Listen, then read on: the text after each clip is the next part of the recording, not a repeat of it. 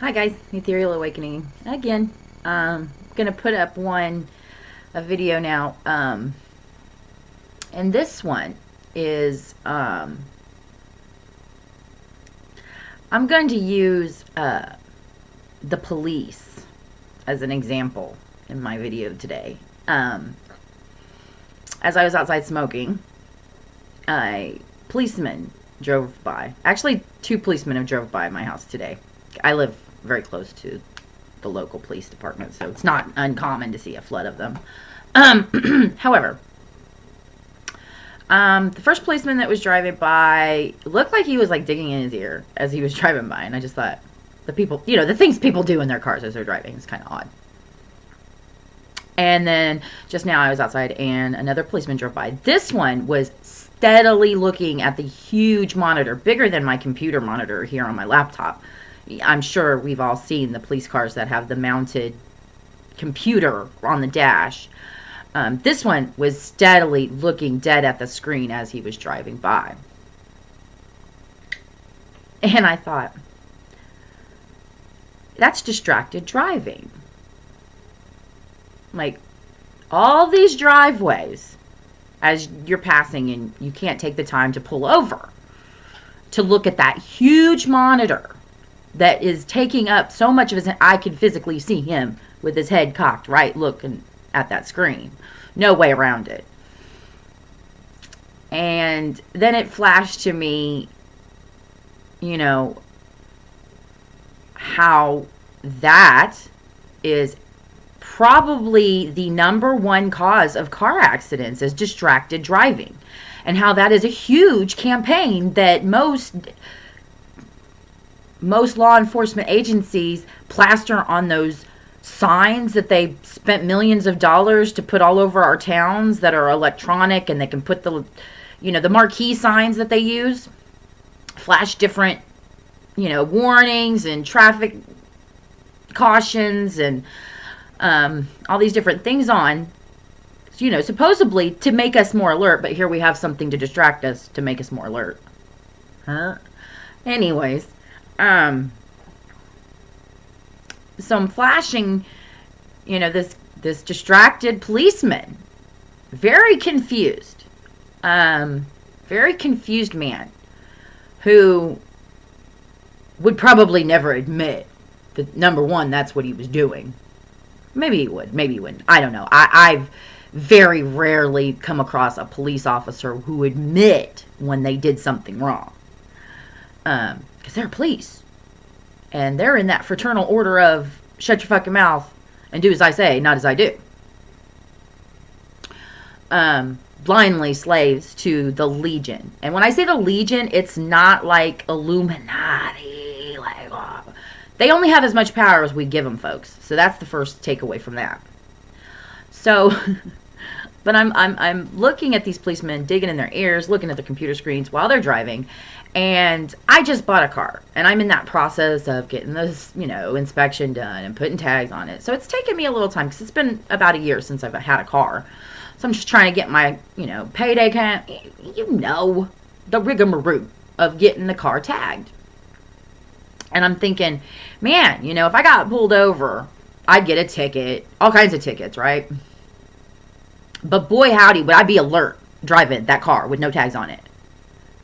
Scanning everywhere, everything, looking in my mirrors, checking all around me, would not allow anything to go unnoticed on the road around me. So I would be probably an impeccable driver, minding all the, not speeding, not drawing attention to myself in any way, shape, but then I would be targeted. Socially I'm poor. Spiritually I am wealthy. However, so they would pull me over, make me more poor, because I'd have to pay all these tickets that I don't have the money for. And we all know that dance, right? Didn't really do anything wrong, but got pulled over just so they could tag you with some expenses that keep you poor. It's really all that's designed to do, is to keep you poor. They're not saving anyone when they charge you for speeding or charge you for not wearing your seatbelt or a lane change, because nothing happened. If punishing us for almost or maybe causing problems and issues worked, then it would be working, right? Like none of these things would still be going on. The threat of having a speeding ticket would cause people to stop speeding. But obviously, they still write speeding tickets every day, so that's not working. However, they're still doing it. How futile that job has got to be. So what would be the draw to being a cop when your job doesn't work, but you keep doing it? And honestly, like in my neck of the woods, they are having a hard time getting police and keeping police. So that's to me signs of evolution happening. When we recognize that we no longer need to be, controlled by a hypocritic slave race is really what the police are. They're hypocrites and they're slaves to someone who just says, do as I say, not as I do, trickling it down to us. So me being this very alert driver, not, making sure I am obeying all laws, and I would be a target for their hypocritic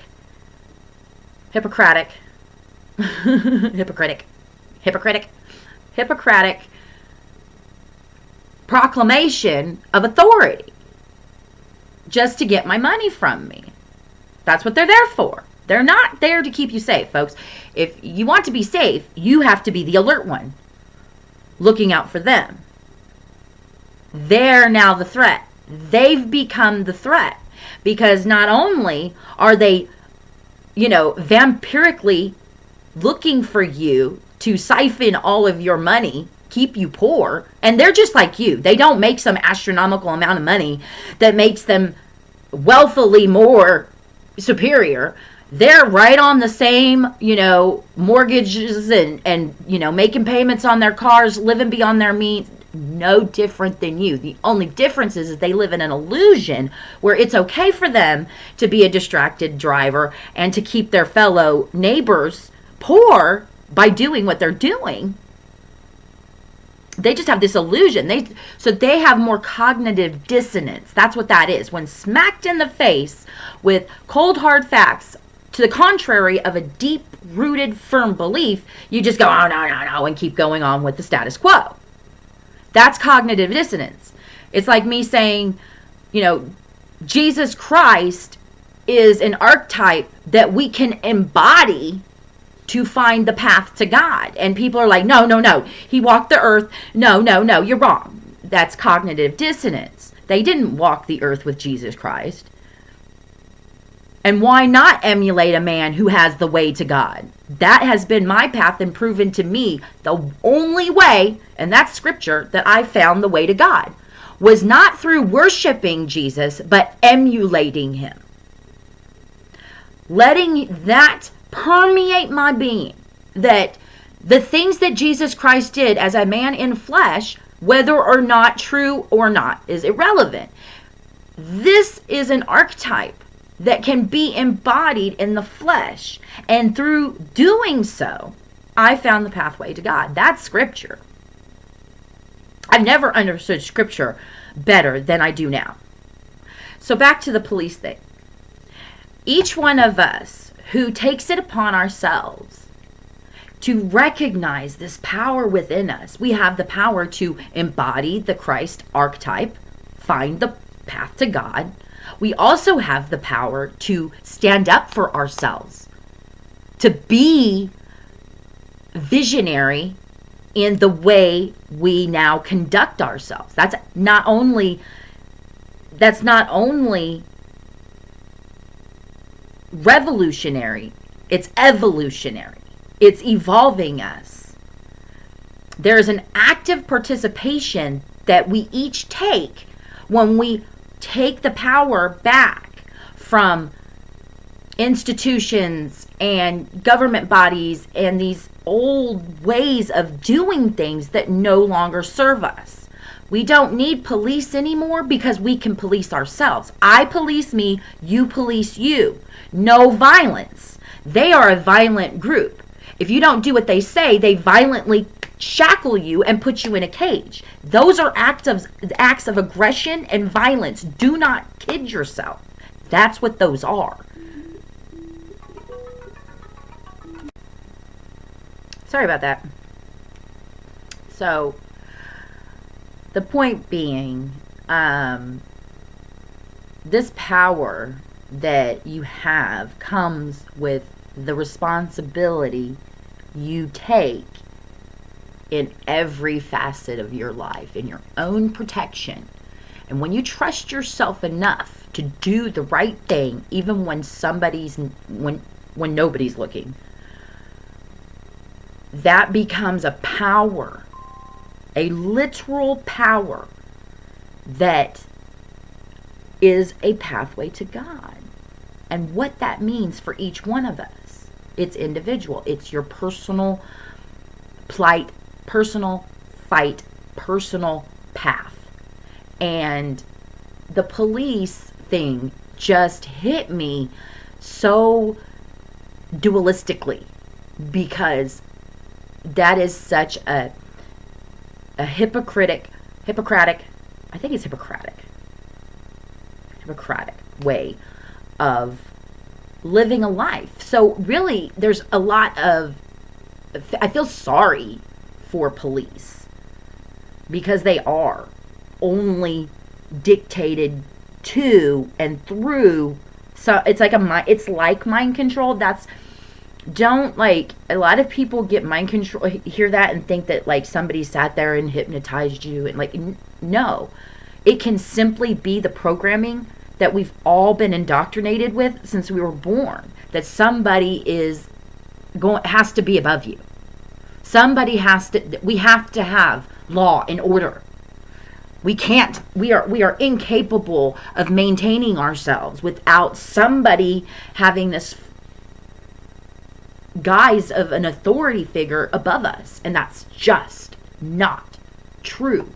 What it takes is each one of us taking back our power, our responsibility to do the right thing at every chance, to embody Christ consciousness in your being, and to move throughout each day, each moment, doing that. It's a fight. It's an uphill fight. That is the spiritual war going on inside each one of us. Which way do I go? Do I sit with the angel? Do I sit with the devil? They're there. They both reside in each one of us. And taking the power, learning why we do the dark side stuff. Why do I reach for these relationships that hurt me? Why do I do drugs? Why am I compulsively gambling? Why am I compulsively drinking? Why do I feel the need to do these things? Because they're so destructive. They may not be in a small amount, but anything we do compulsively is. You can drink enough water to kill yourself. So where's the balance? Where's the balance in learning that there's nothing that's off limits to you? Nothing. Nothing should be off limits to you. It is God's gift to you to have the world at your disposal. Now, are you going to take it and use it and beat it like a rag doll against a rock until Fluffy's dead? Or are you going to recognize that, oh my gosh, I'm killing Fluffy, and stop? And we can take this from the micro to the macro.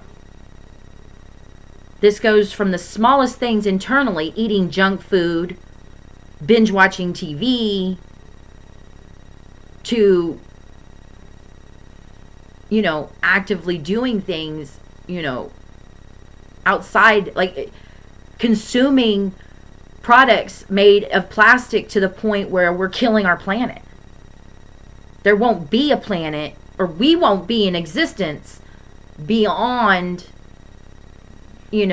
us stripping our mother of all of her her gifts and then using them against her to fill her landfills full of the same stuff that we just pumped her. It's like we're pumping out her blood to make plastic, and then we're turning it into something she can't tolerate at this level and throwing it right back into her gut. And it's literally throwing it right back into her gut in a way that she can't digest at this level. Aquatic life at the depths of the ocean that even our greatest pieces of technologies have a hard time going are showing up with bits of nylon and plastic bits in their guts. Like, plastic shouldn't even be able to get down there. That's how deep in the ocean these critters live, and there's plastic in their bodies. I mean, there are consequences for consuming the way by taking things in to our bodies, watching things, hearing things, consuming things to the levels that we do. We have to learn that our compulsion is only an outward symptom of something that we need to find within ourselves. And it's possible. I'm living proof of its possibility. So, this is how you become a powerful being individually. And the power of one provides the universe all within you. What you throw into your gut, what you throw into the planet's gut. Micro to the macro. Talk to you guys later. Bye.